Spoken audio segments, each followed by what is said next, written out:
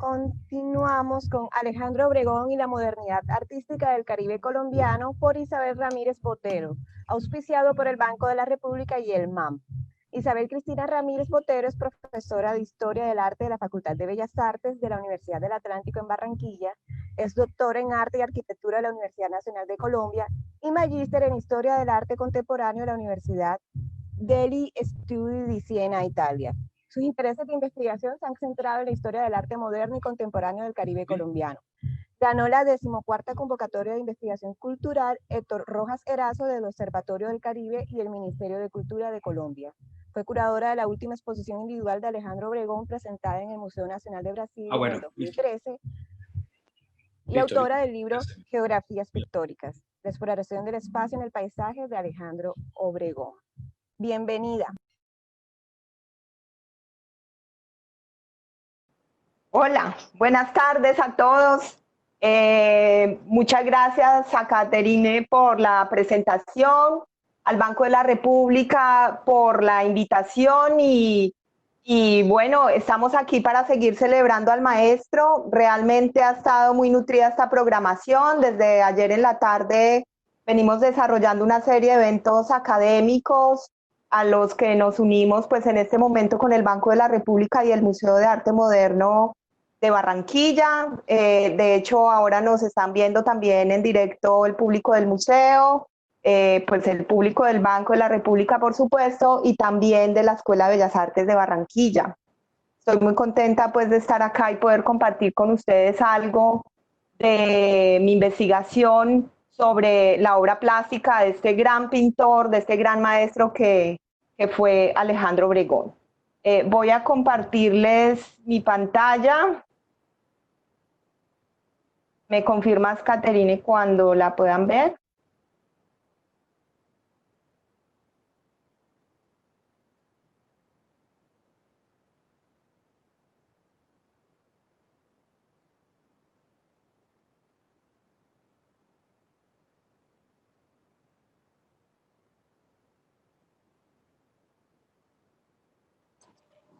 Todavía no, Isa. Sí, es que es pesada, está pensando. Segundo.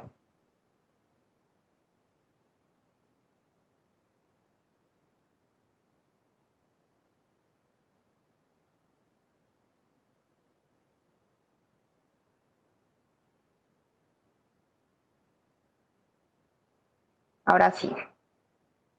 Sí, ya está cargando y ya puedes darle pantalla completa.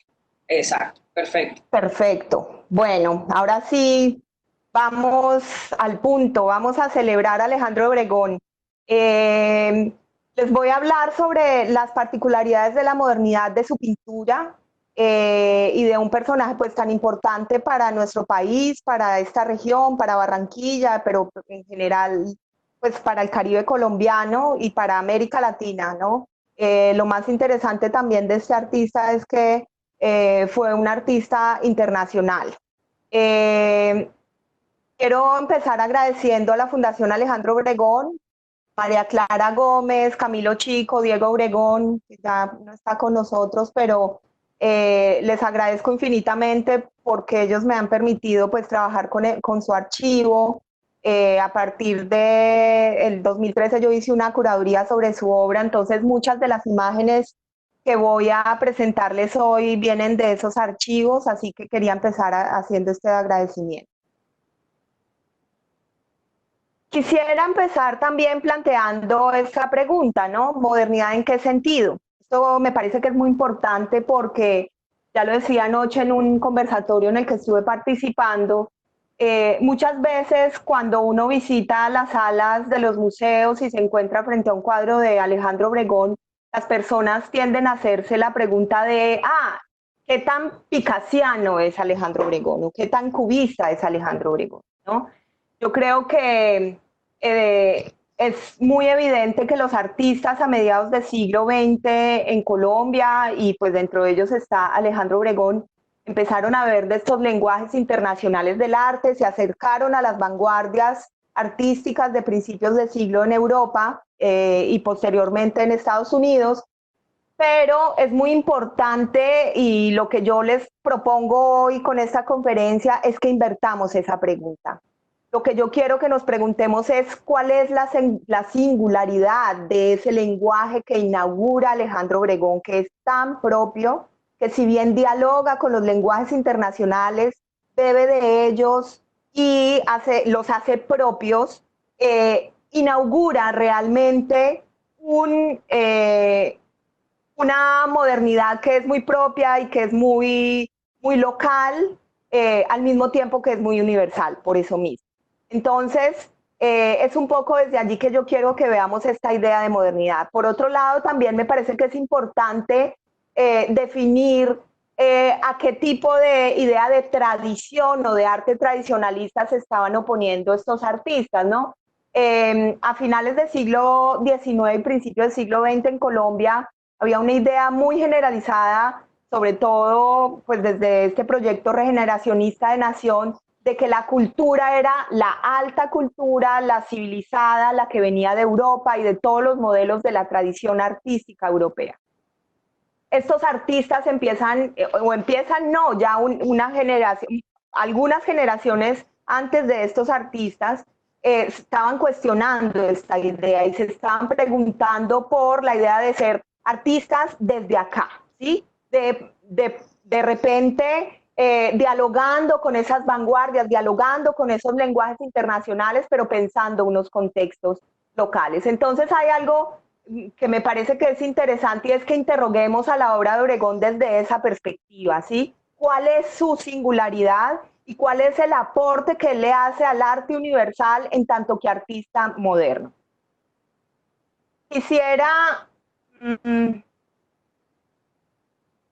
Quisiera resaltar tres asuntos que son muy importantes hoy que estamos celebrando un centenario de su nacimiento. Tres aspectos y tres facetas de Obregón como artista y como persona que hacen que él sea un personaje que debamos seguir recordando y que debamos seguir pues cuestionando y volviendo sobre su obra.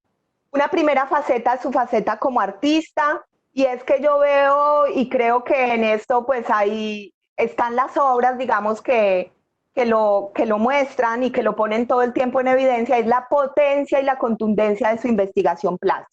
Fue un artista muy prolífico, que hizo una investigación continua en los campos de la pintura, fue un gran pintor, esto nadie lo duda, hizo unas obras que fueron icónicas en la historia del arte nacional y siguen siendo icónicas, y de hecho nos siguen interpelando de muchas maneras en nuestras realidades políticas, en nuestras realidades culturales, etcétera. Entonces, ahí me parece que hay pues una faceta que es la faceta principal, obviamente, porque es su obra, cómo su obra es potente y cómo su obra también instala unas ideas de modernidad que son muy interesantes, ¿sí? No son las únicas, esto también es importante decirlo. Ha circulado mucho esa idea de que él instala la modernidad en Colombia y esto ha sido ya muy discutido por la historiografía del arte nacional. No hay un personaje que instale la modernidad se va desarrollando como un proceso, pero es un proceso en el que Obregón sin duda tiene un papel muy protagónico y muy importante. El segundo aspecto es su papel como gestor e interlocutor intelectual.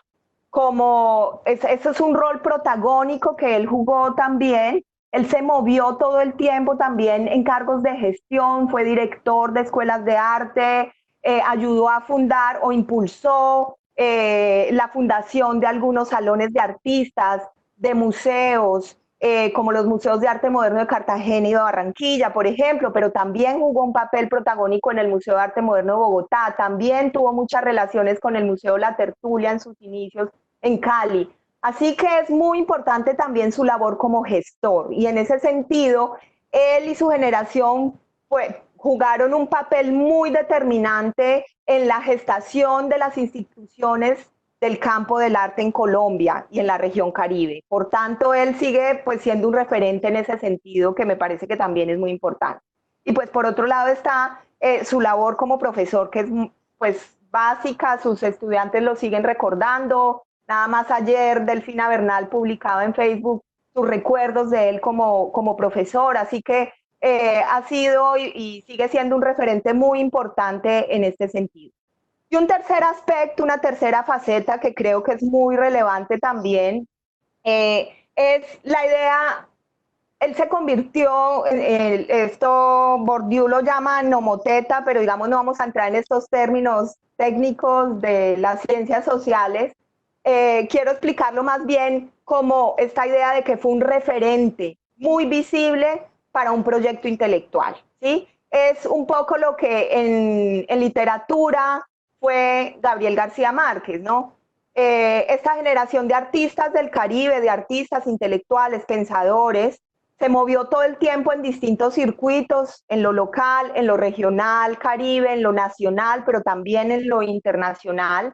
Y allí Obregón siempre fue puesto como un ejemplo virtuoso, ¿sí? Que se defendía como un hito emblemático en esa búsqueda de legitimación del arte moderno en estos contextos, ¿sí? El arte moderno de todas formas seguía encontrando muchísimas mucha oposición por parte de, digamos, una intelectualidad más tradicionalista, que veía que el arte debía seguir siendo como una imitación de todos estos modelos de la tradición artística europea y que por tanto estas rupturas que están haciendo estos artistas vanguardistas eran vistas con muy despectivamente, ¿no? Con mucho recelo y se les veía como, esos que hacen mamarrachos, pero entonces esta generación ahí jugó un papel fundamental porque buscaron esos espacios donde el arte pudiera empezar a circular en un circuito moderno y además defendieron, digamos, socialmente la idea del arte moderno y el artista moderno.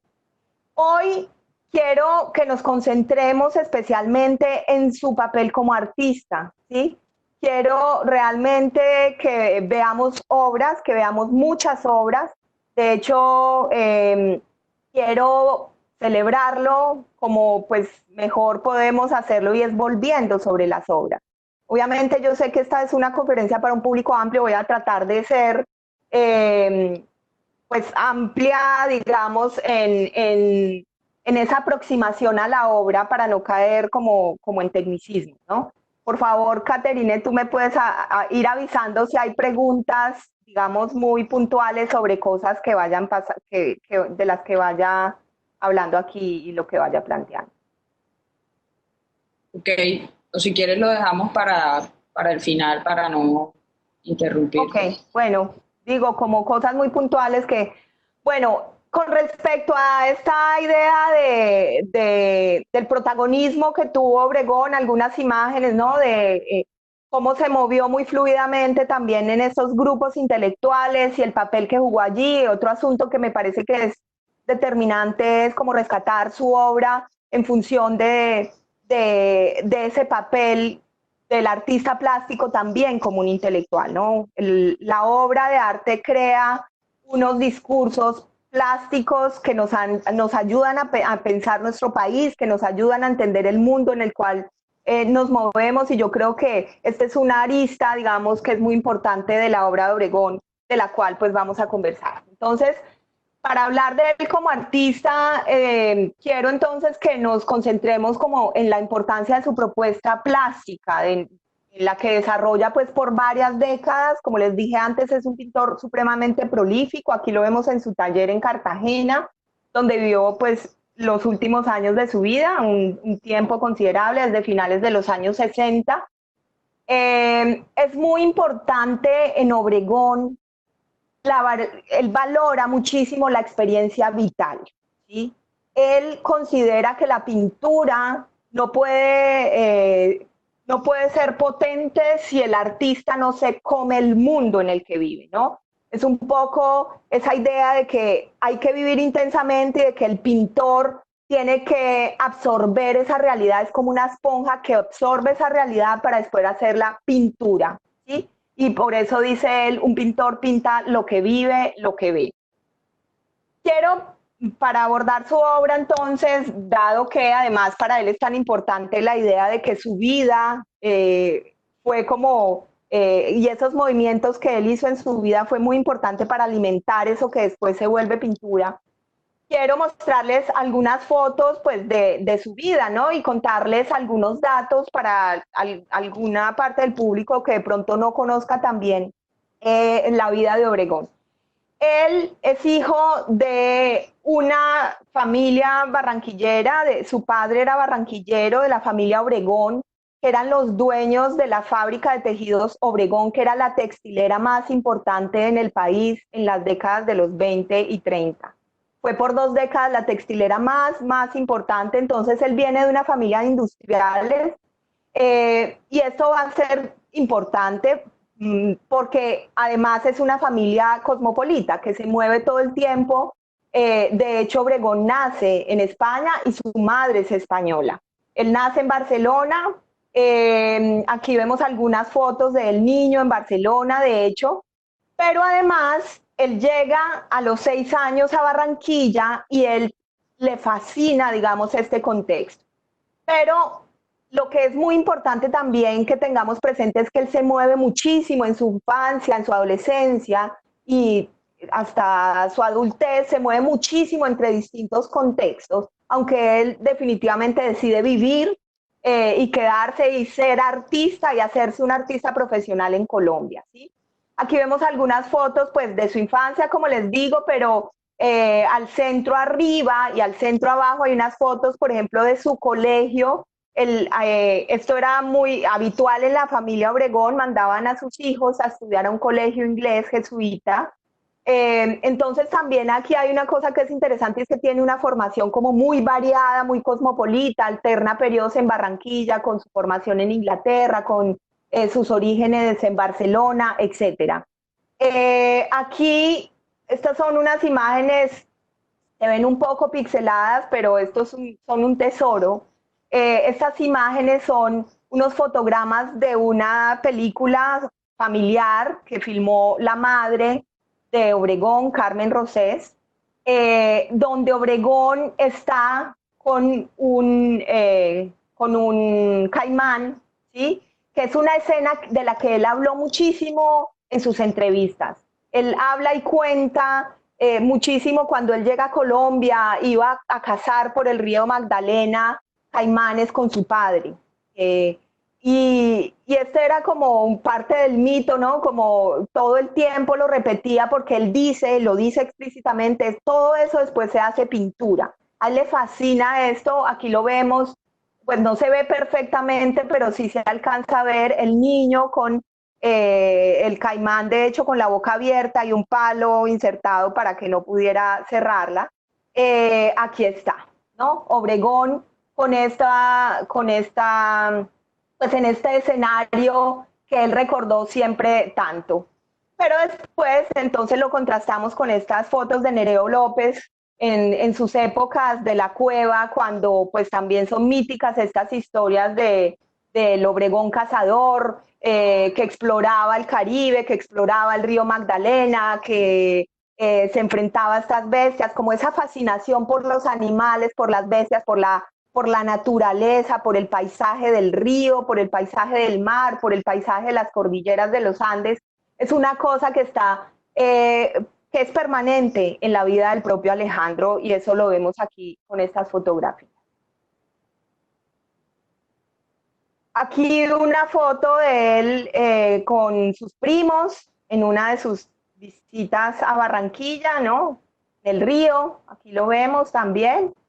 Y esta foto, pues él con su familia, ¿no? Frente a un avión, que un poco muestra eso que les planteaba, esa idea de ese continuo y permanente movimiento de este personaje desde muy niño, que por supuesto eso va a influenciar muchísimo pues su vida. Él, después de ir y venir, después de obviamente el intento fallido de trabajar en la empresa de sus padres, él no quería, digamos, como era natural, ¿no? Como esa herencia de seguir en esta vocación industrial de sus padres, él nunca se interesó realmente, estuvo en el Catatumbo manejando un camión en algún momento, y él dice que a él le gusta pensar en que ese fue el momento en el que él decidió ser pintor, ¿sí? Y que, digamos, de ahí, de esa fuerza de la selva, es que surge como ese impulso muy vital de interesarse por la pintura. Después va a Estados Unidos a estudiar un tiempo, pero él es fundamentalmente un autodidacta. Trabaja un tiempo en Barcelona como vicecónsul, visita muchos museos, realmente él se forma muchísimo también visitando los museos, y él vuelve a Colombia en el año 44 y tiene un ingreso triunfal, ¿no? Él participa en un salón nacional y tiene como una muy buena acogida en este salón. Aquí lo vemos en sus estudios en Bogotá, ¿no? Y en este momento entonces él empieza a tener un protagonismo muy importante, tanto así que un año después de llegar a Colombia, de participar en este salón, un año después ya es uno de los jurados del siguiente salón. Eso revela mucho cómo él llega y se integra muy rápidamente como a todo el panorama artístico nacional y a lo que estaba sucediendo. Vamos a ver muy rápidamente algunas de las imágenes, una selección muy corta, pues muy pequeña, pero solo como para que se hagan una idea del tipo de pintura que él está haciendo en este momento. Aquí vemos un retrato del pintor, es un retrato donde todavía hay una figuración mucho más apegada, digamos, a la realidad, aunque ya hay una ruptura completa, digamos, en la idea de la imitación, ¿sí? Tal como se entendía en la tradición clásica. Hay unos referentes que son pues evidentes, Cézanne, Picasso, pero aquí vemos ya pues como los inicios de una cierta curiosidad de este artista. Y fíjense, aquí vemos un bodegón con una calavera del año 45, donde ya se empiezan a ver, siendo pues todavía muy, muy joven, ya se empiezan a ver como esos intereses que después van a ser transversales en su obra. La calavera de esta bestia, ¿no? Al fondo el paisaje, como un bodegón en primer plano y al fondo el paisaje. El bodegón ha servido, pues sirvió a los artistas del siglo XX para hacer experimentación, para explorar otras maneras de pintar, para romper, digamos, con esa idea de la perspectiva y de la construcción del espacio que primó por tantos siglos en la historia del arte occidental. Entonces, Obregón sí surge, sí empieza a experimentar desde el bodegón y le interesa muchísimo el bodegón en primer plano con el paisaje en segundo plano. Aquí lo vemos ya entonces como en ese tipo de experiencia, pero aquí también es una experimentación mucho más radical con esta mesa que se deforma un poco en la búsqueda de romper completamente con esa perspectiva, ¿no? Como con esa forma de ver en la que estábamos tan educados, ¿no? Una forma como el cubo renacimental en el que estábamos tan educados. Entonces vemos esta mesa también del año 47, que es como con los objetos Obregón estaba tratando de descomponer el espacio y de buscar nuevas maneras de representar el espacio, rompiéndolo completamente, como en esa manera ordenada que nos da la perspectiva geométrica, la geometría de la perspectiva, para crear unas nuevas maneras de abordar el espacio, ¿sí? Miren aquí cómo vuelve esa idea del bodegón en primer plano con el paisaje al fondo, ¿no? El horizonte, fíjense la línea de horizonte cómo empieza a estar ahí presente y el mar ya empieza a aparecer, ¿no? Es muy interesante, sí, cómo él está tratando de deconstruir ese espacio, pero está como en una etapa pues incipiente de esa investigación. Él en el 48, ahí hay un error en la fecha, perdón. En el 48 estaba en Bogotá cuando el Bogotazo, él tenía una exposición de hecho en esos días, y él, pues en medio, él vive el Bogotazo y de hecho sale a las calles de Bogotá a tomar algunos apuntes, y en medio de lo que sucedió y como de toda la euforia de este momento tan importante para la historia nacional, hace este cuadro.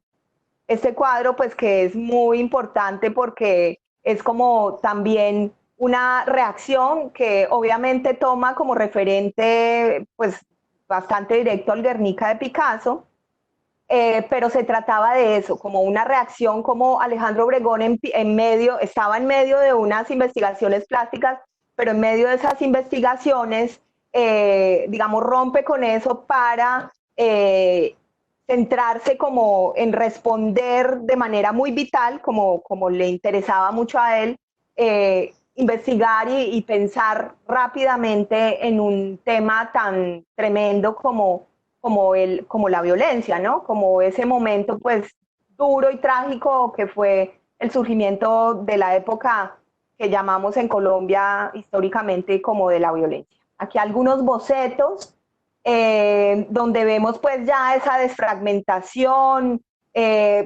Evidentemente hay un referente, ¿sí? Un referente que es claro como en esta, pues primero en ese responder rápidamente a un hecho histórico tan importante como el Bogotazo, que fue un poco el mismo proceso que tuvo Picasso con el Guernica, pero por otro lado, pues la desfragmentación. Sin embargo, quiero que ustedes vean, mirando una obra al lado de la otra, cómo son de distintas, ¿no? Hay entonces como una intención de mirar esos referentes a los que él admiraba, como Picasso, que es un pintor al que admiro mucho, pero fíjense cómo hay de todas formas una apuesta plástica que es muy propia, ¿no? La manera como compone el espacio, la manera como hace el cuerpo, estos fragmentos sí son fragmentos, pero tienen como una vida, una vitalidad y además un color que también son muy propios, ¿sí? Aquí vemos en este cuadro también que aparece una panza de una mujer embarazada, que va a ser un tema que a él le quedó ahí rondando en su cabeza por mucho tiempo y que después va a llevarlo a pintar pues la gran violencia que vamos a ver más adelante. Aquí vemos otro bodegón, ¿no? Otra manera como él estaba tratando de descomponer ese espacio. Fíjense aquí, los peces, las frutas, las mesas, siguen siendo elementos recurrentes, pero entonces vamos a ir viendo cómo, perdón, algo pasó aquí.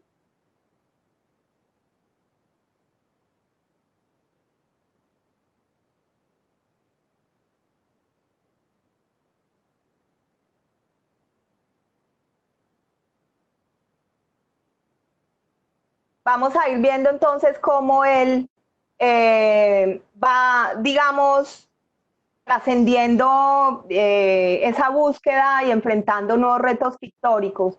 Aquí entonces ya vemos esta pintura que se llama Puerta hacia el espacio, donde uno ve que sigue insistiendo en ese asunto del bodegón en primer plano con el paisaje al fondo, con una ventana que se abre como hacia un horizonte. Fíjense que el horizonte sigue siendo y estando muy presente. Hay una fragmentación de las formas que ya nos van como mostrando también como ciertas maneras como él va a empezar a componer las formas, que vienen mucho también como de esa geometrización que él le interesó retomar de los lenguajes plásticos modernos. Aquí ven entonces cómo hay una completa, es como un desdoblamiento de ese bodegón, ¿sí? Como que él le hizo una incisión y abrió ese bodegón, lo desplegó, ¿sí? Y ese espacio pictórico entonces se hace mucho más plano, pero sin duda sigue estando esa referencia al fondo, esa referencia tan importante a la línea de horizonte. Entonces uno sigue sintiendo allí el bodegón, pero entonces ese bodegón también cada vez se va confundiendo más con el paisaje, fíjense. Uno sigue sintiendo los elementos del horizonte, sí, que están hablando de hecho de un asunto muy del paisaje, pero cada vez se funden más. Paisaje y bodegón se van haciendo casi que una misma cosa. Eso es bien interesante porque vamos a ver, eso va a ser una característica muy importante en su obra ya madura. Aquí tenemos bodegón con jaula, digamos es un poco, ya estamos en el año 54, Es un poco ese mismo motivo en el que él venía trabajando, pero fíjense cómo cada vez se va haciendo también más complejo, cómo uno va sintiendo que hay mucha consistencia también en el pensamiento de Obregón que está desarrollando en su obra y en su obra plástica, cómo eso va tomando forma, ¿no?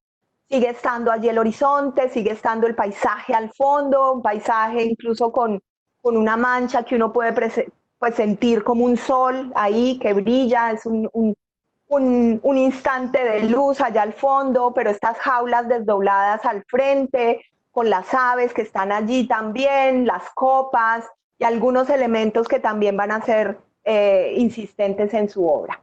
Y bueno, también es muy interesante cómo en medio de toda esta búsqueda él se está preguntando también por los asuntos más locales. Aquí vemos un ejemplo, ¿no? Como un ejemplo que siguen esa misma idea de construcción del espacio, como estas figuras en el primer plano, ¿no? Y al fondo el paisaje, el horizonte, una cosa que uno puede sentir como el mar y una atmósfera ahí muy interesante. Fíjense cómo él juega también todo el tiempo con zonas del cuadro claras y otras un poco más oscuras, y ahí hay como una reminiscencia y un interés de que él tuvo siempre también por toda la historia del arte occidental, ¿no? Y en ese sentido le interesaron mucho también los artistas barrocos.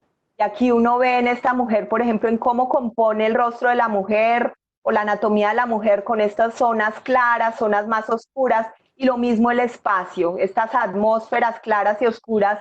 Entonces, fíjense cómo es una modernidad la de Obregón que de una manera muy interesante puede poner en un mismo lugar todas unas referencias a la tradición artística occidental, como la barroca, pero también todos estos lenguajes modernos. Entonces, es una modernidad que es híbrida, porque al mismo tiempo está hablando de asuntos, está viendo ese contexto muy personal, muy particular, el mar en el que él estaba habitando, este tipo de bestias que le interesaban, estos peces, ¿no?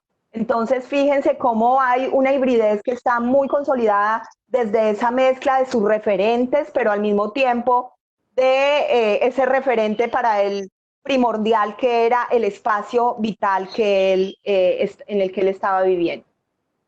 También hay, siendo él un gran pintor, también es muy interesante cómo él tiene gran facilidad en moverse entre unas formas y otras de pintar, ¿no? Vimos antes algunos cuadros mucho más estructurados, digamos, en sentido geométrico, y aquí vemos, por ejemplo, más soltura, ¿sí? Seguimos viendo una mesa y un bodegón en primer plano con una línea de horizonte y un paisaje en último plano, pero fíjense que aquí el color, la mancha, la pintura es mucho más suelta.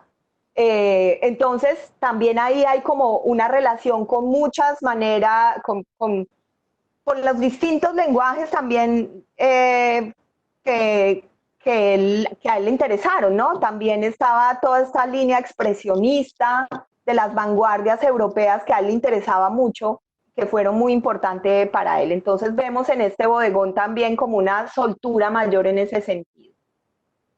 Aquí vemos entonces otra versión, digamos, de ese mismo problema pictórico, si lo queremos pues llamar de alguna manera, ¿no? Como ese bodegón en primer plano que dialoga o se funde, ¿sí? A veces más, otras veces menos con ese fondo del paisaje. Y este bodegón en azules, ¿sí?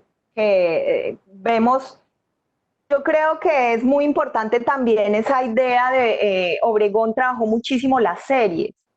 Y eso lo que nos muestra también es un poco su carácter como investigador. Es decir, él entendía la pintura como un espacio de investigación plástica. Entonces él no se conformaba con uno, ¿sí? Fíjense todas las versiones que hemos visto como del mismo problema plástico.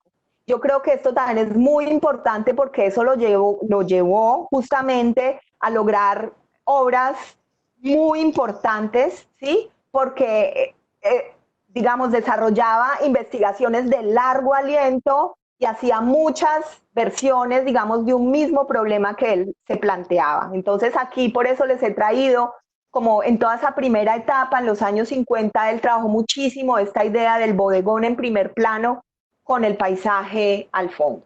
Aquí también un bodegón, perdón, se me saltó. Este es un bodegón y cráter, ¿sí? No solamente se interesó por el mar, que obviamente el mar fue muy importante para él y fue muy protagonista, pero también las montañas y los volcanes. En esta época y a principios de los años 60 él va a hacer toda una serie de volcanes. Entonces fíjense qué interesante también como ese paisaje, él pensó mucho en el paisaje, en los distintos paisajes que él habitó, porque él todo el tiempo se estuvo moviendo entre Barranquilla, Bogotá, Francia, vivió un tiempo también, ya siendo pintor y dedicándose, digamos, profesionalmente a la pintura, se fue un tiempo a Francia. Entonces, a partir de esos movimientos, él fue, digamos, asumiendo esos contextos en los que actuó para hacerlos un problema pictórico. Entonces, aquí vemos el bodegón y cráter, el bodegón y perdón.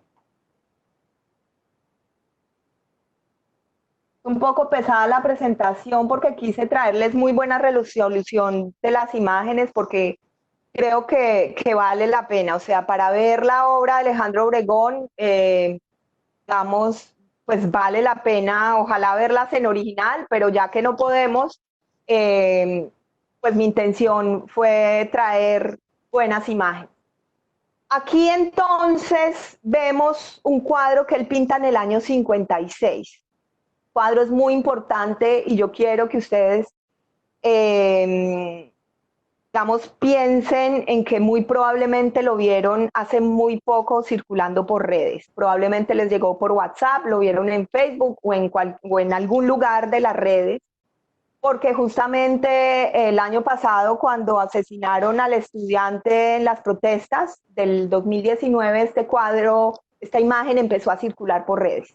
Y eso me parece que es muy interesante y muy importante que digamos, que lo pensemos, porque evidentemente dice muchas cosas de lo que es la obra de Alejandro Obregón. ¿Sí? Él pinta a este estudiante muerto, el velorio, en medio de un suceso muy parecido, una protesta estudiantil en el año 56, en plena dictadura de Rojas Pinilla, y en medio de estas protestas, que además se hicieron para conmemorar el asesinato de un estudiante que había sucedido antes, en estas protestas los policías atacan a estos estudiantes y muere un estudiante. Obregón nuevamente con este cuadro pinta, digamos, en un momento de efervescencia, digamos, y está pensando toda la situación política e histórica de nuestro país. Entonces, este cuadro, por supuesto, se vuelve un ícono. Yo quiero que se fijen, porque me parece que es muy importante, que él definitivamente sigue haciendo alusión a los géneros pictóricos más tradicionales, el bodegón, el paisaje, ¿sí? Fíjense que incluso este estudiante muerto es un bodegón, ¿sí? Es un cuerpo tendido sobre una mesa, hay unas copas, hay una flor, de hecho hay varias flores, hay unas botellas, hay un gallo, ese gallo, durante la dictadura él pintó varias veces ese gallo, ¿sí? También aquí hay un periodo de él en el que utiliza como varios elementos muy simbólicos, los cuchillos, las copas, los gallos, que me parece que es muy interesante como tener también ahí presente. Él nunca le gustó hablar de temas, y a él huía mucho esa pregunta, como que le preguntaran, bueno, ¿sobre qué es esto? ¿O de qué está hablando usted aquí? ¿No? Él justamente quería tomar distancia del tema. Él decía que el tema se lo tenía que como interiorizar y eso después se hacía pintura, pero no le interesaba tanto como pintar una cosa que fuera leída de manera mecánica. Entonces, en ese sentido también es importante como que hace unas imágenes que son muy enigmáticas, muy fuertes, muy potentes, tanto que este estudiante muerto nos sigue interpelando incluso en nuestra historia política de hoy, ¿sí? Eso es muy importante, ¿sí? Pero por otro lado, entonces, fíjense en que para hablar de esos temas sigue usando y sigue recurriendo a estos géneros de la pintura más tradicionalista, pero fíjense que esos géneros con Obregón toman otra dimensión, ¿sí? El paisaje se vuelve otra cosa, lo usa de otra manera, el bodegón también. El bodegón aquí, con Estudiante Muerto, no es una simple naturaleza muerta, ¿sí? Es decir, hay toda una potencia, digamos, en lo que él está mostrando y planteando ahí. Está haciendo un bodegón, sí, pero es un bodegón que está planteando unos problemas que van mucho más allá de lo que tradicionalmente, digamos, era el bodegón. Este es otra obra del año. ¿Sí? Isa, Dime. me pediste que te interrumpiera si hay algo muy puntual. Preguntan que qué simbolizaría el gallo en la dictadura. La resistencia. Pues la misma Carmen María Jaramillo ha planteado en algunas de sus investigaciones como la idea del gallo como la resistencia. Y fíjense que aquí reaparece el gallo, ¿sí? Pero también aparece una cosa que me parece muy interesante y es una marimonda, pero es una marimonda negra, un poco en luto, ¿sí? Esta es otra obra, Canta Claro de Noche, es otra obra que es un bodegón con unas atmósferas al fondo. Hay una cosa que me parece interesante y es cómo él logra apropiarse también de ciertos elementos simbólicos muy propios, por ejemplo, el del carnaval, como esta marimonda, pero para hacer de ellos otra cosa, como casi que una protesta también, ¿no? Entonces, como del contexto del carnaval, que se suele asociar a la fiesta, al folgorio, a la felicidad, ¿no? Él coge este elemento y lo saca de allí, lo pone en otro contexto para ponernos a pensar sobre algunos asuntos. Entonces, a partir, digamos, de lo que hemos conversado hasta aquí, quisiera insistir en algunas cosas antes de pasar, digamos, a esta segunda parte que tengo preparada para ustedes. Es las recurrencias, esa insistencia, digamos, en Obregón de recurrir a los géneros tradicionales de la pintura, como el bodegón y el paisaje, pero cómo los hace desde la visión de un pintor plenamente moderno. Primero, porque dialoga con los lenguajes internacionales del arte, ¿sí? Pero también porque es un pintor crítico, ¿sí? En un contexto, pero también porque está buscando, digamos, hacer un lenguaje que sea propio y que pueda estar al nivel y conversando de tú a tú, por decirlo de alguna manera, con el arte moderno universal, ¿sí? Como que uno podría realmente ver un cuadro de Alejandro Obregón al lado de, pues, de los artistas modernos de todo el mundo, ¿sí? Y evidentemente uno ahí encontraría unas particularidades de la apuesta de él, pero en unos lenguajes que dialogan muy bien como con esos referentes. También es muy importante cómo descompone el espacio, cómo él inicia siendo un pintor figurativo en cierto sentido, que le interesaba mucho de hecho el retrato al principio de su carrera, pero cómo va buscando maneras de romper con la perspectiva para construir una nueva manera de entender el espacio pictórico y explorar esa propia manera, ¿sí? Explorarla para construir, digamos, nuevas posibilidades en ese espacio pictórico. Otra cosa es que se prefiguran desde muy pronto esos dos asuntos que van a ser muy importantes y de interés durante toda su carrera, el paisaje y la violencia. Y aquí entonces lanzo un poco una hipótesis, y es que yo he venido trabajando y que de hecho era parte de la hipótesis que planteaba yo en la exposición del 2013 en Brasil, y es que realmente también la preocupación de Obregón por el paisaje, geografía, yo la defino como paisaje, geografía, después les digo por qué, y la violencia hacen parte de un mismo problema, es decir, él no hace paisajes porque sí, y eso es muy interesante porque ayer lo ratificaba un poco también Álvaro Medina. A él no le interesa hacer paisajes porque sí, sí, como por representar lo que está allá afuera. No, para él el paisaje es un pretexto. Y es un pretexto para mí muchas veces para hablar de la violencia, de la fuerza, de las tensiones, de las atmósferas, de la tragedia que está implícita siempre en la naturaleza. Entonces él encontró en la naturaleza y en la geografía colombiana y del Caribe colombiano y de Barranquilla y también de los Andes un pretexto perfecto para pensar el problema de la violencia al mismo tiempo que pensaba ese problema de la geografía, ¿sí? Ahora, voy a pasar a la otra presentación. Tuve que dividirlas en dos por el peso de las imágenes. Isa, no sé si aprovechamos mientras vas haciendo el cambio. Preguntan sobre del ganado ahogándose en el Magdalena, que si era una serie o era una obra única. Ya voy para allá. Es una serie.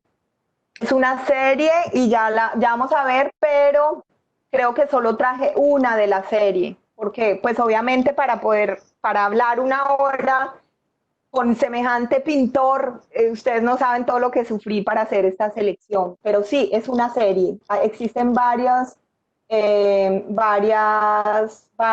ganados ahogándose en el Magdalena.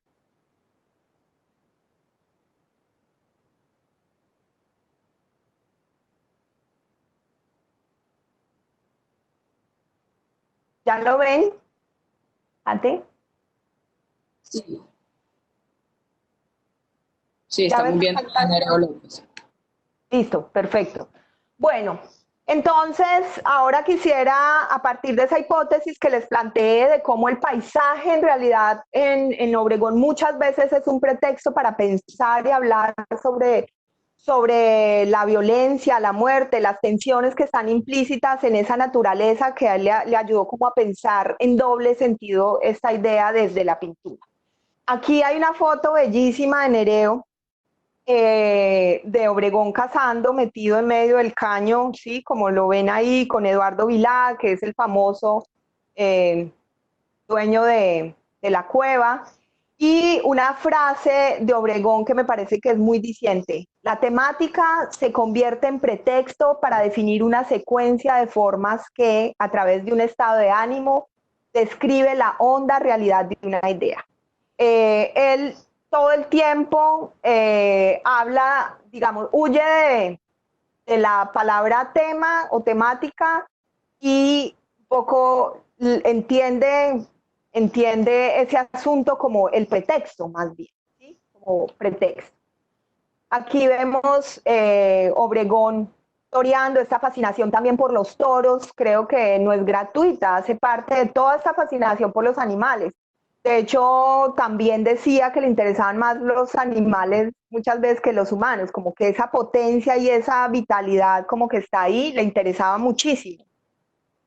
Y fíjense en esta frase, que además, bueno, les cuento, esta es la caligrafía de él, que para la exposición que hicimos en 2013, yo tengo una serie de cartas que he recogido en los archivos.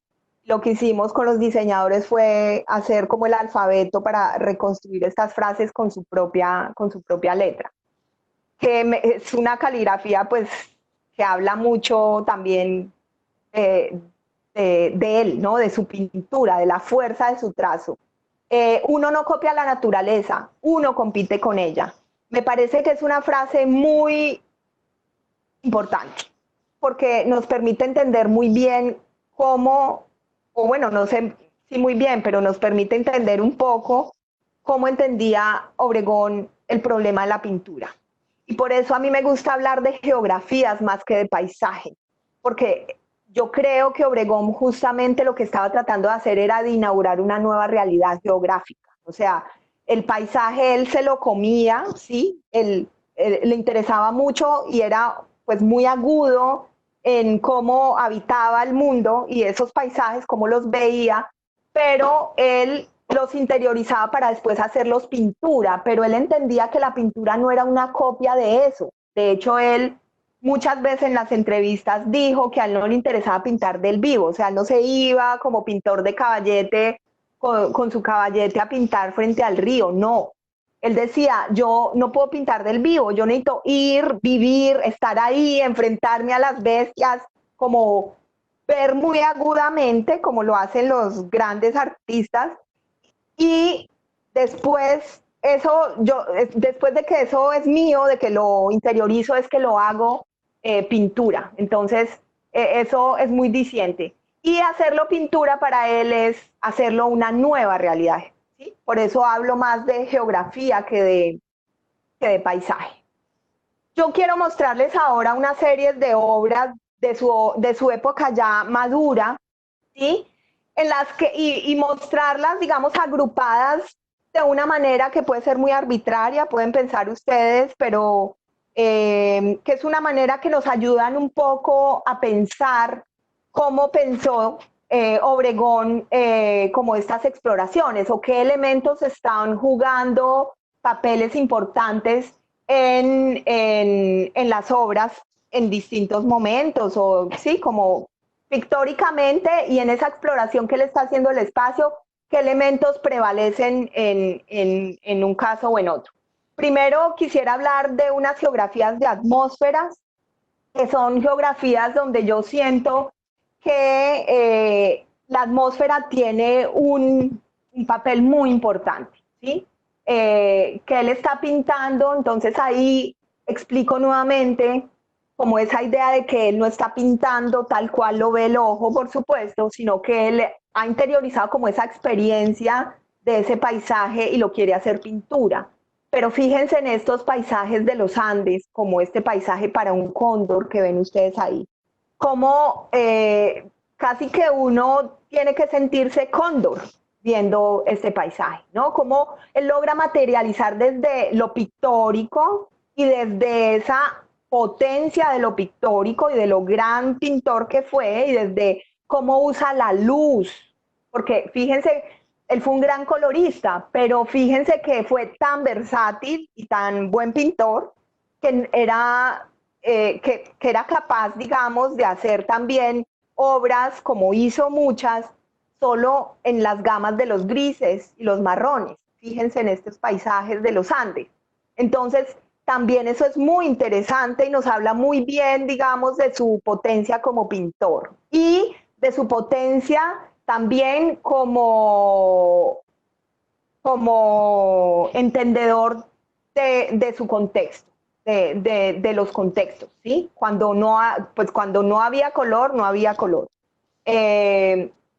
Entonces, fíjense la atmósfera, ¿no? La atmósfera aquí, pero también aquí tenemos otro paisaje de los Andes, muy como esa atmósfera y como esa textura de la que está hecha ese paisaje. Aquí vemos un Angelus de 1960, un paisaje también que con muy pocos elementos, fíjense que priman los grises, fíjense que también es un paisaje que nos muestra muy bien como ese interés de Obregón por los claros, los oscuros, ese juego pictórico muy interesante que él tuvo, y ese diálogo pictórico con la tradición barroca. Fíjense que aquí es muy claro cómo el toque de color es muy sutil y muy preciso, ¿no? Ese toque de amarillo, ese toque de rojo. Pero fíjense que ahí hay una atmósfera del paisaje que es muy potente, ¿no? Entonces, es interesante también en toda esa serie de los cráteres o de los volcanes, ¿no? Cómo esas atmósferas y cómo la pintura o el color va tomando como protagonismo.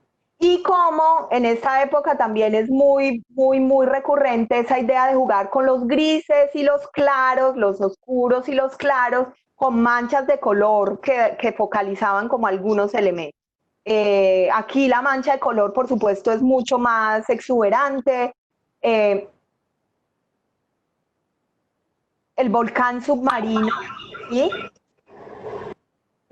Es como ese volcán y esa efervescencia que uno logra sentir ahí, pero fíjense también esos cielos, fíjense que el horizonte sigue apareciendo, pero ese horizonte se consolida desde el encuentro de los colores, no desde la línea. Realmente él es muy pintor y en ese sentido fue muy como muy preciso, digamos, en que el horizonte siempre está presente, pero es un horizonte que se configura desde el propio color, desde la propia pintura. Aquí entonces vemos este volcán y esos volcanes y esas tensiones y esas fuerzas y esas atmósferas que están ahí todo el tiempo pues generan una serie de imágenes que son muy enigmáticas y que lo ponen a uno como en función pues de observar una geografía que está allí y que inquieta, ¿sí? Como que no lo deja uno pasar fácil, ¿no? Este nacimiento de los Andes, miren pues la contundencia, digamos, del paisaje, ese sol al fondo, pero pues las líneas, las manchas, ¿no? El color como es pues muy versátil en el uso del color. Un naufragio.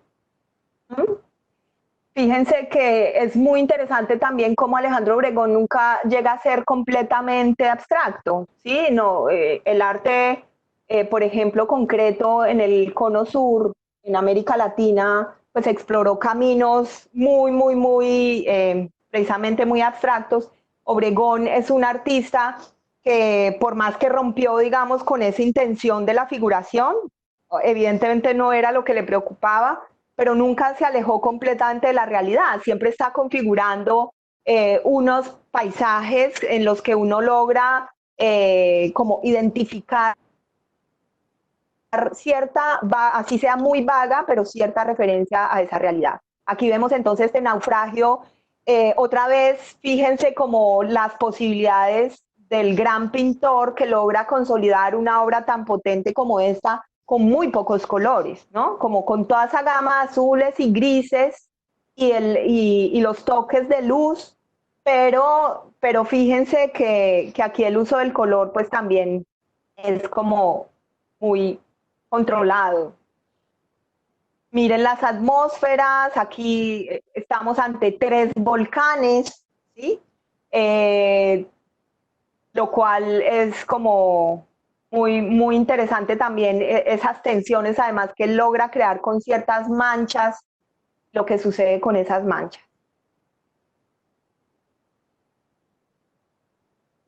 Paisaje del 62.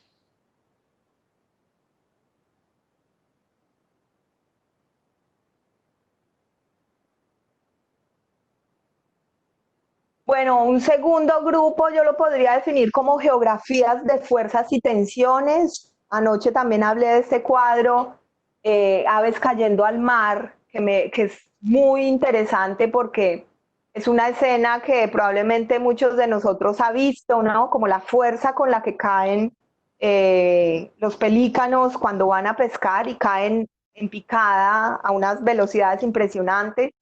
Tanto que muchos de ellos se quedan ciegos. Pero fíjense la poesía, digamos, de este paisaje, ¿no? La poesía, pero también la dimensión tremenda, ¿sí? También la angustia, la tensión, la fuerza. Es decir, a él más que pintar el ave, ¿sí? Pintar el mar, a él le interesa la fuerza, la tensión que está sucediendo allí, ¿no? Como él lo que está tratando es de destapar y destapar algo que está ahí, como hacerlo visible con pintura, en la pintura. Entonces esto más que aves y mar es la fuerza y la tensión que sucede cuando pasa eso que pasa cuando las aves caen al mar, ¿no? Como esas fuerzas y esas tensiones de la naturaleza, creo que logra hacer las pinturas de una manera muy interesante. Y por otro lado, esa violencia que está implícita, o sea, que estas aves se vuelvan ciegas como en ese acto de ir a pescar desenfrenadamente porque es un instinto y porque hay que comer, como esa dimensión tremenda y violenta de la naturaleza, a Obregón lo fascina y él persigue todo el tiempo ese asunto, ese problema. Lo persigue desde lo pictórico, lo quiere hacer pintura. Aquí está el ganado ahogándose en el Magdalena, que es una obra tremenda, es durísima, es violenta, ¿sí? Es un animal que está muriendo, se está ahogando, ¿sí?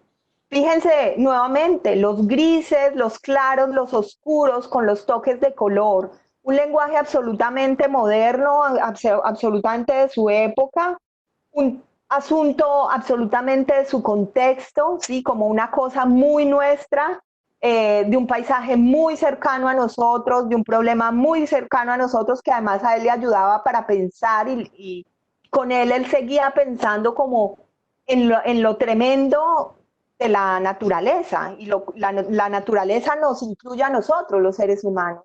Entonces él pensaba estas bestias en función también de toda la violencia de la que hemos estado rodeados, incluso pues en Colombia, por tantas décadas, ¿no? Entonces, fíjense esto de una bestia que está muriendo, y esa escena es desgarradora, pero al mismo tiempo es muy poética. Cómo logra hacer una poética de esa violencia, que es muy interesante, en donde uno no ve pues sangre, no ve, pero sí ve como esta boca de esta bestia, y siente uno esa fuerza, esa tensión que está ahí, ¿no?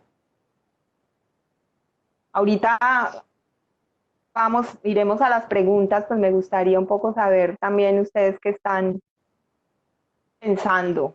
El atardecer marino. Preguntaron, Sí. Isa, preguntaron Uh-huh. precisamente sobre por qué los paisajes casi siempre son grises u oscuros. Uh-huh. Depende mucho de las épocas. Tiene épocas, otras épocas donde los paisajes son muy, muy coloridos. Por ejemplo, cuando él, digamos, cambia su material, pasa del óleo a pintar con acrílico, empieza a hacer paisajes que son muy coloridos, y son capas de colores. Ahorita vamos a ver algunos de ellos. Pero él está muy influenciado por esa tradición artística clásica. A él le interesa mucho el claroscuro, a él le interesan mucho pintores como Rembrandt, Goya, Velázquez, los vio mucho, y bebió de ellos sin miedo, digamos, como que él decía, uno de repente está ahí varado pintando un cuadro y después sale algo, y era que estaba Goya detrás moviéndome el codo. Por ahí tengo la cita, al final se las voy a mostrar. Es decir, eso es parte de lo muy interesante que tiene Obregón, es decir, que es un artista absolutamente moderno, pero que bebe de esa tradición histórica occidental tradicional, que además eso es lo que tiene también de muy propia esa modernidad de Obregón y de su generación, ¿no? Que las vanguardias artísticas occidentales, europeas, estaban tratando de romper con la tradición. Acuérdense que los futuristas decían, vamos a quemar los museos, vamos a tirar los cuadros a los canales de Venecia y que floten por el agua, ¿sí?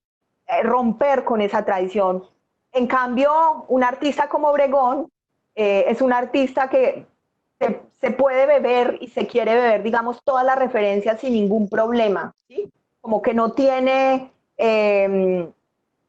un poco también lo decía Borges con respecto a la literatura, los artistas latinoamericanos tenemos derecho también a toda esa tradición occidental, y podemos hacer de esa tradición nuestra, y además lo podemos hacer sin tantos problemas porque no tenemos como toda la historia, como toda esa historia pesada que los artistas vanguardistas en Francia o en España querían destruir, ¿sí? Como para inaugurar una nueva cosa.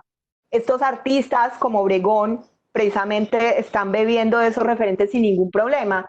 Y por eso muchos de estos paisajes de este periodo es un periodo en el que él está explorando de manera muy, digamos, consciente sobre esas posibilidades para componer el espacio que le daba el uso de los grises, de los claros, de los oscuros, que es una técnica que es de la tradición pictórica, o sea, es el claroscuro, ¿no? Cómo componer el espacio y componer las formas desde ese juego con la luz, con la sombra. Entonces, él hace de eso, él se lo come nuevamente y hace de eso pintura moderna además. A ver, no pasa. Aquí vemos un alcatraz herido. ¿sí? Como una, aquí aparece más como esa mancha roja, a veces la sangre en Obregón aparece, aunque él siempre, digamos, trató de moderarla, ¿no? Como que él trató de buscar unas maneras más poéticas de hablar, para hablar de la violencia.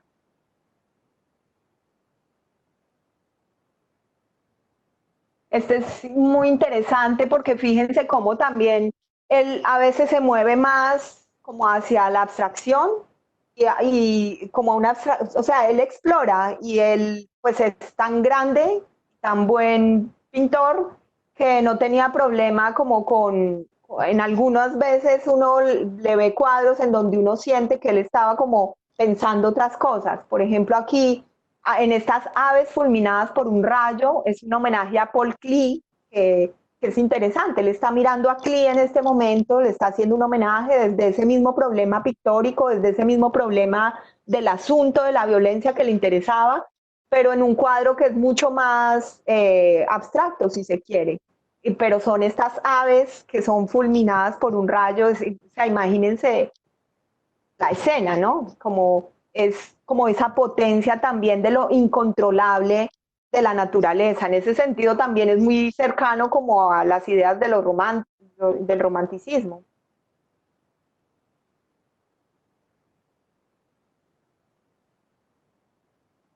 Esta,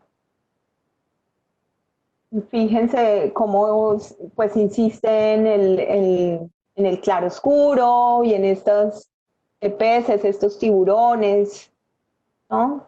Fuga y muerte del Alcatraz, del año 63, un cuadro donde también es muy clara esas fuerzas y tensiones, pero también los Toro Cóndor, que van a ser pues como una serie también muy importante en él. A él le interesó mucho la tauromaquia, los toros, evidentemente ahí está como esa potencia de esa idea de esa violencia que está implícita como en toda la naturaleza, pero el toro cóndor es una práctica que algunas comunidades indígenas Suramérica, de hecho, todavía hacen, y es que amarran un cóndor al toro, y entonces es como un espectáculo, pero donde pues están dos bestias enfrentadas y hay como toda una tensión y unas fuerzas que se desatan allí, que él pintó en varios cuadros que son muy importantes en su obra. Este es uno. Eh, Aquí vemos otro, fíjense, ¿no? Como lo interesante, nunca, el cóndor siempre es cóndor, pero nunca es cóndor, ¿no? Como que es mancha, es línea, es pintura, es color, es claro, es oscuro, pero siempre está ahí, uno le ve las patas y uno le ve la cabeza, lo mismo al toro. Pero fíjense el encuadre es muy particular, y hay una explosión de pintura en donde es evidente, digamos, que él está como como haciendo evidente esas fuerzas y esas tensiones que están allí pues todo esto que sucede, imagínense ustedes, un cóndor amarrado a un toro, ¿no? Isa, hablando de cóndores, Uh -huh. eh, hay una pregunta sobre, y me acordé del cóndor que está en la Librería Nacional aquí de la carrera 53. Preguntan que si hubo un periodo particular en que realizó murales. Siempre, Obregón hizo murales durante toda su vida, durante toda su carrera artística. De hecho, empezó muy pronto haciendo un mural muy joven en el Hotel El Prado, era el hotel pues de su familia. Ese mural después desapareció, era un mural, yo he visto alguna foto, pues un mural de una etapa todavía muy incipiente, pero digamos no hay un periodo específico. Los realizó durante toda su carrera. Eso fue para él como importante. Ahora, siendo ya un pintor consagrado, un pintor pues muy reconocido, porque Obregón pues tuvo muchísimo reconocimiento en vida, lo invitaron a hacer murales en muchos lugares y eso era importante, digamos, porque Obregón además se volvió como el emblema, lo que les decía antes, el emblema del artista nacional. Y en ese sentido como que hubo muchas invitaciones a hacer murales pues en espacios muy importantes para el país, para la ciudad y para la región, ¿no? Por ejemplo, en el Congreso, ustedes saben que en el Congreso hay un mural de Obregón, en la OEA en Estados Unidos y así. Entonces, sí, digamos que esto está distribuido en toda su carrera, siempre le interesó los murales. También hizo muchos en casas, en espacios privados. Bueno, volviendo a las fuerzas y tensiones, fíjense, digamos, este cóndor ahí, altivo, donde además hay una cosa muy interesante y es como la relación de ese cóndor con el paisaje, ¿no? Eh, y toda la potencia del cóndor hecho pintura, ¿no? Como fíjense esas alas, ¿no? Como lo que está pasando ahí es muy interesante. O la mojarra del 65, que es pues también muy pictórica, pero donde también el cuerpo, también fíjense cómo el cuerpo del animal y el paisaje se confunden todo el tiempo y dialogan de manera muy contundente, un poco lo que pasaba antes con los bodegones en primer plano y el paisaje en segundo plano. Aquí también todo el tiempo pasa eso, y es que el animal y el paisaje son hechos como con la misma textura, hacen parte de la misma cosa. Fíjense lo que les decía antes, este es un volcán de Galera Zamba que hacen acrílico y en esta época los paisajes se vuelven mucho más coloridos, digamos que abandona esos grises y esas búsquedas pictóricas en esos cromatismos del gris y del claro oscuro, aunque pues aquí sigue jugando un papel, digamos, la luz, el color y esos espacios y esas manchas negras. Eh, Todo está ahí. Descubrir es destapar, ¿sí? Como esa idea de que el artista en últimas no se está inventando nada, sino que está un poco destapando esas realidades que están ahí.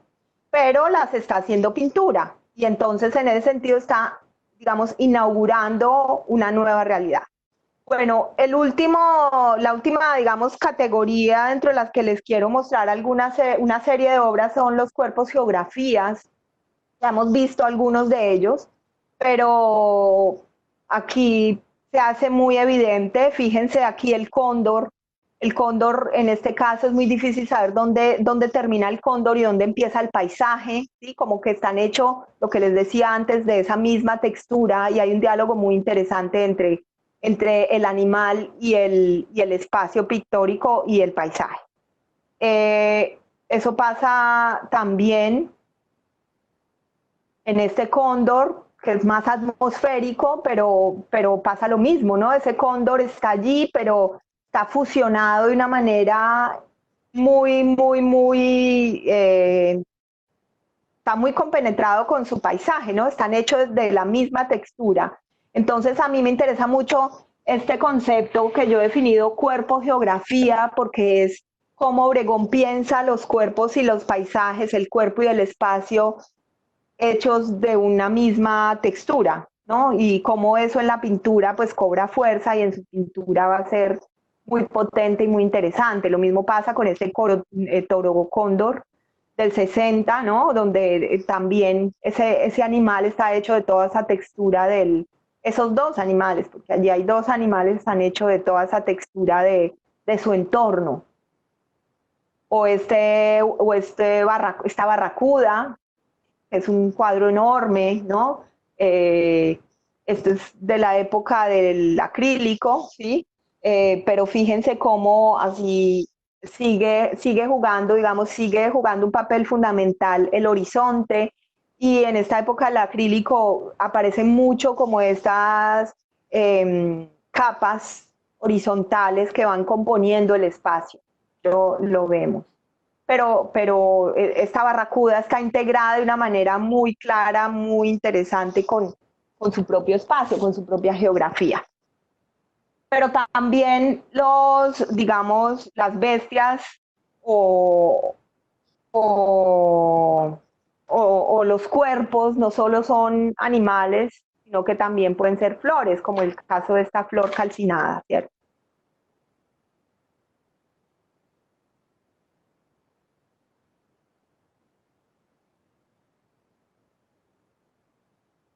Y eso es justamente lo que él logra, pues, de manera magistral en esta obra, ¿no? Es violencia. Evidentemente, aquí uno no puede disociar paisaje de cuerpo. Cuerpo y paisaje son una misma cosa y están hechos de una misma, o sea, no hay un límite, es como, eso a mí me parece muy interesante y quisiera leerles un fragmento de cómo defino yo precisamente esta idea de los cuerpos geografías. El cuerpo geografía, en los cuerpos geografías, el espacio no es un contenedor, ni el cuerpo es un habitante. El continente y el contenido se identifican plenamente, se funden.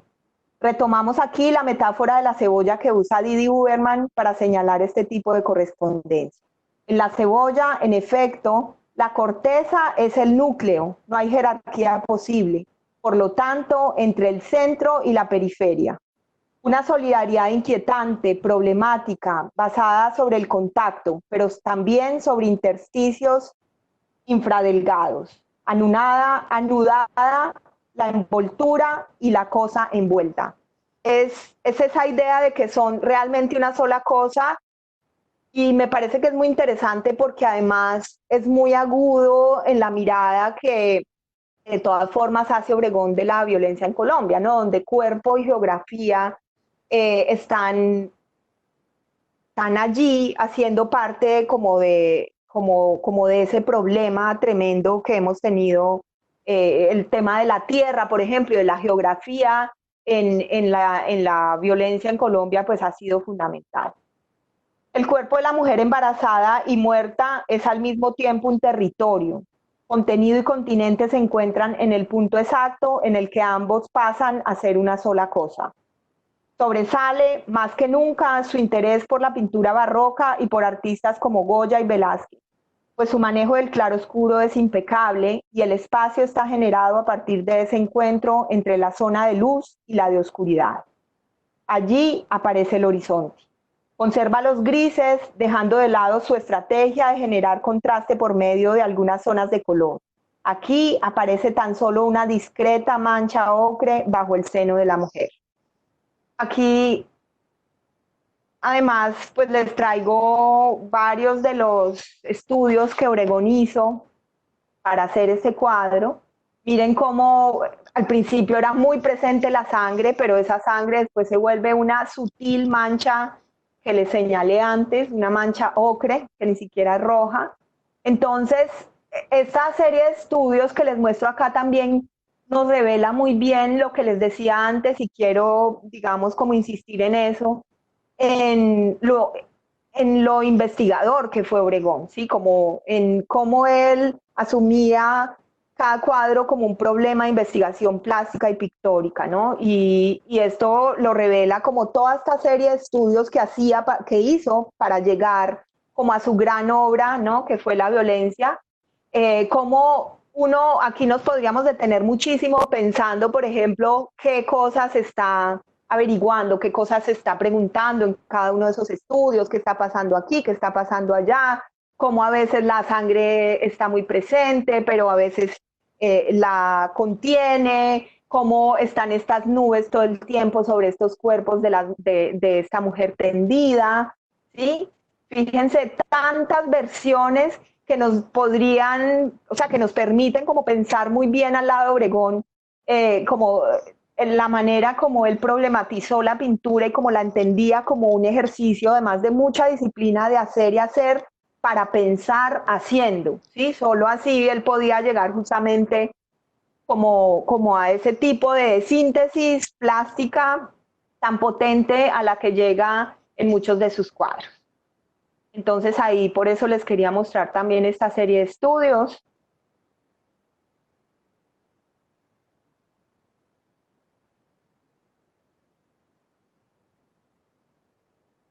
Un par de obras que son tremendas, ¿sí? que también nos hablan mucho de este concepto que les he propuesto de cuerpo-geografía, que son las violadas. La violada 1 y 2 son cuadros muy pequeños, pero que, digamos, son inmensamente fuertes, ¿sí? Como que es inversamente proporcional su tamaño como con la contundencia de lo que está planteando allí Alejandro Obregón. Aquí tenemos unos fotogramas de un documental. ¿Sí? Quería un poco mostrarles, pues mostrar al maestro en acción.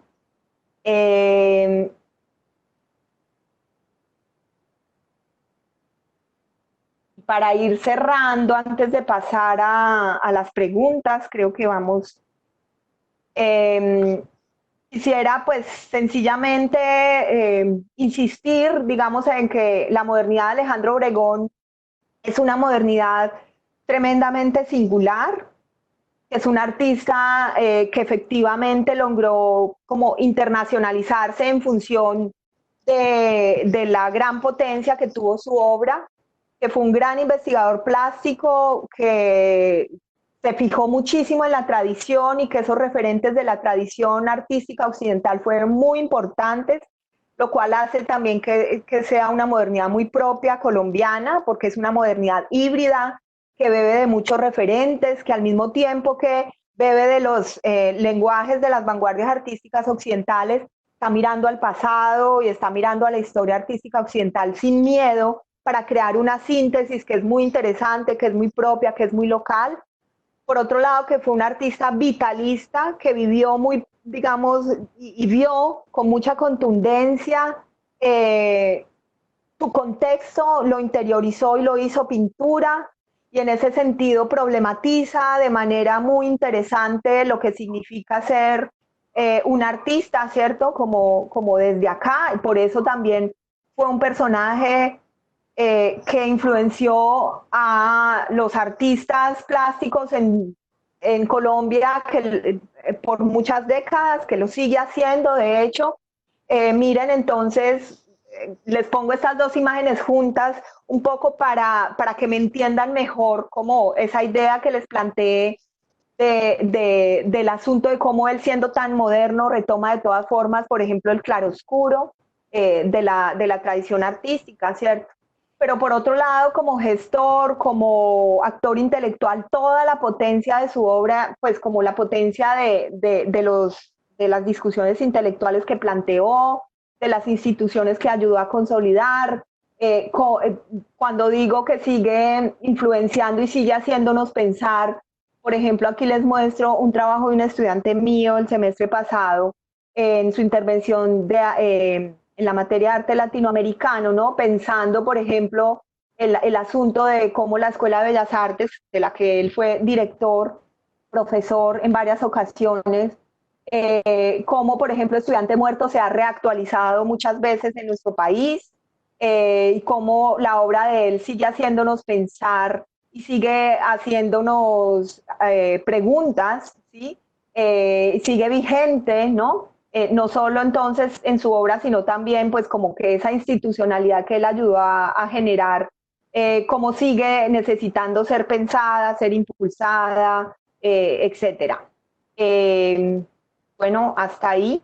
Ahora les voy a ir pasando unas imágenes mientras vamos viendo el tema de las preguntas. Espero haber sido clara. No es fácil para nada hablarle a un computador sin saber, sin ver caras y ver las personas que están allí detrás, pero bueno, para eso está como este momento que podamos conversar un poquito a partir de las preguntas.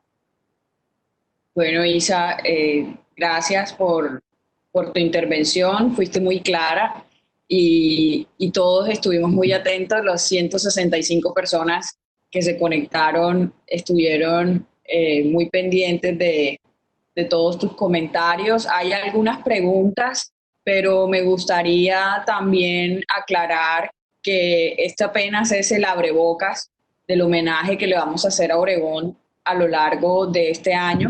Vamos a tener un ciclo de conferencias en donde abordaremos ya los temas más puntuales, porque hay muchas preguntas sobre el paisaje, sobre los murales, sobre la violencia y todo este contexto colombiano. Entonces, para contarles a todos que vamos a tener a Silvia Suárez, a Néstor Martínez Ellis hablando de los murales de Obregón, a Eduardo Serrano para puntualizar en la década de los 70 y la transición del óleo al acrílico, a Samuel Vázquez, a Cristian Padilla, que va a hablar sobre Obregón y la violencia, y a Cristina Rossi, y volvemos a cerrar con broche de oro, por supuesto, con Isabel Cristina Ramírez. Entonces, de pronto no se angustien ahora si queda una pregunta pendiente, porque vamos a tener un ciclo de conferencias acompañados y apoyados por el Museo de Arte Moderno, en donde tendremos los temas ya más puntuales que muchos están preguntando. Además, esto va a quedar colgado en nuestro canal de YouTube. Entonces, Isa, no sé si tú puedes ver las preguntas o te las voy leyendo. No las puedo ver, espérate, Okay. a ver, de pronto me toca salirme Bueno, como de la presentación. Bueno, no te voy leyendo. Jason Pulido pregunta o hace el comentario y dice, Obregón recibió mucha crítica por su cambio de óleo al acrílico y Escayón hablaba de un Obregón que perdió la fuerza. Los colores de la violencia se pierden y pasan los colores que tienden a lo fluorescente. Incluso en alguna película Obregón respondió a esas críticas. ¿Existe en efecto una decadencia de Obregón? Buena pregunta. Yo, al principio, digamos, en su primera etapa en el acrílico, pues él hizo unas cosas muy interesantes. Después viene como un excesivo barroquismo en el que yo siento que sí perdió contundencia, ¿sí? Como que la síntesis de esa propuesta y de muchas de las obras de las que hablamos hoy, en el final de su carrera, cuando él se vuelve mucho más barroco, excesivo, como que da rienda suelta como a esos excesos, yo siento que él sí perdió contundencia, ¿sí? Como que es mucho menos agudo en sus planteamientos pictóricos, pero pues esto también es muy discutible, ¿no? Eso habrá que verlo. Pero sí creo que evidentemente pues el óleo tiene unas posibilidades como en ese manejo, por ejemplo, del claroscuro que vimos hoy, en el que él exploró y hizo cosas increíbles, pues era mucho más limitado en el acrílico, eso sin duda. Sin embargo, hay como unas nuevas estrategias pictóricas que yo siento él usa con el acrílico, como es las capas horizontales de colores a partir de las cuales él configura el espacio, que es como una nueva posibilidad. Ahora, es muy difícil saber y hacerse ese tipo de preguntas en la historia del arte, como qué hubiera pasado si hubiera seguido trabajando el óleo, pues posible saberlo. Ahora, fue tan importante y por tanto tiempo la obra que hizo tan fuerte que también se le puede perdonar como algunos cuadros de final de su trabajo, en donde había un cierto desgaste, sí hay un cierto desgaste y como que empieza a haber una recurrencia en los elementos y un exceso que, que puede ser demasiado, ¿no? Otra pregunta que hace Fernando dice, es claro que tienen conceptos distintos, pero hay un hilo conductor, bueno, me imagino que aquí es, pero si existe un hilo conductor entre artistas caribeños como Obregón, Grau y Darío Morales. Un hilo conductor, yo creo que el asunto, así hay un asunto pues determinante que los une, que es un poco la misma pregunta, ¿no? De cómo ser un artista moderno desde acá, ¿sí? Como en medio de ese contexto. O sea, ellos tenían problemas parecidos en el sentido de cómo pensar lo propio, pero abordando lenguajes internacionales. Grau, por ejemplo, también mira mucho la tradición artística occidental, el claroscuro, como esa tradición barroca, de hecho mucho más, o no mucho más, sino que la mira también y la usa de manera distinta. Entonces, fíjense que hay un elemento que es común, pero los dos hacen de eso, que retoman ambos, hacen de eso dos cosas completamente distintas. O sea, esa mirada al claroscuro y al barroco que hace Grau es muy distinta a como a ese mismo asunto en Obregón. Entonces, por ejemplo, ahí sí hay una cosa interesante que comparten. Y por otro lado, pues comparten muchas preocupaciones de generación como unirse para gestar las primeras instituciones del arte en estas ciudades y en esta región, comparten un interés, una amistad, un interés por impulsar ciertas gestiones, comparten en últimas también esa pregunta fundamental por cómo ser un artista moderno, cómo crear un lenguaje propio, ¿sí? Y seguramente pues ahí también es interesante pensar en esos vínculos, pero sus obras pues definitivamente son muy, muy distintas. Lucía Zambrano pregunta, si el periodo de revoluciones culturales, contexto de sus primeras etapas, tiene un impacto sobre su exploración, no solo del territorio, sino de las personas que lo habitan, específicamente en los años 60 y 70, los movimientos feministas. ¿La situación de la mujer ocupa algún papel en su pintura? Yo creo que no, no, yo creo que no. Eh, ahora, pues eso habría que ver mucho como en la interlocución que ellos tuvieron con sus contemporáneas mujeres, ¿no? Cómo fue esa relación, pero que él pensara puntualmente el tema de la mujer en su obra, no lo veo, no lo veo presente, ¿no? Es interesante como en esa interlocución con otras mujeres intelectuales, qué pasó allí, ahí habría que preguntarse mucho más. Se ha hablado mucho como de la influencia que él tuvo sobre Cecilia Porras, lo cual a mí me parece que sí, Obregón influenció como toda una generación, sin duda, pero creo que ha sido excesiva la lectura de Cecilia Porras vista en la sombra de Alejandro Obregón. Yo creo que Cecilia Porras tiene una obra que de hecho la siento muy distante en muchos aspectos de la de Obregón. Entonces ahí sí habría que hacer unas lecturas pues en perspectiva de género, pero un poco más para verlo a él y su relación con las mujeres intelectuales. O, por ejemplo, anoche se planteaba el asunto de sus esposas, ¿no? Por ejemplo, fue esposo de artistas importantes como Sonia Osorio en la danza, pero también Freda Sargent, que fue también tremenda pintora. Entonces, también tenemos que empezar a hacernos esa pregunta, ¿cómo estas mujeres influenciaron a Obregón? Habrá que ver, esas son investigaciones pendientes. Y ya para finalizar, sé que quedan muchas preguntas, pero ahorita compartimos el correo a donde nos pueden hacer llegar las preguntas también porque ya tenemos 1 hora y 40 minutos. Oriana pregunta, siendo Obregón un artista autodidacta, ¿podemos decir que su referencia a artistas o épocas de la historia del arte occidental fueron intencionales o son coincidencias que tú percibes como historiadora? No, son completamente intencionadas. De hecho, él lo dijo todo el tiempo. Y él, pues, fue autodidacta, pero en los museos, ¿no? Recordemos que pasó momentos y tiempos prolongados incluso de su vida en Europa y visitó muchísimo los museos, y estaba obsesionado con pintores como Rembrandt, Goya, los que les dije, pues el mismo Picasso o también sus referentes latinoamericanos como Tamayo, Rufino Tamayo, sobre todo en una época al principio de la carrera de Obregón, se nota mucho que está mirando a Tamayo, que está dialogando con él, que está usándolo como referente.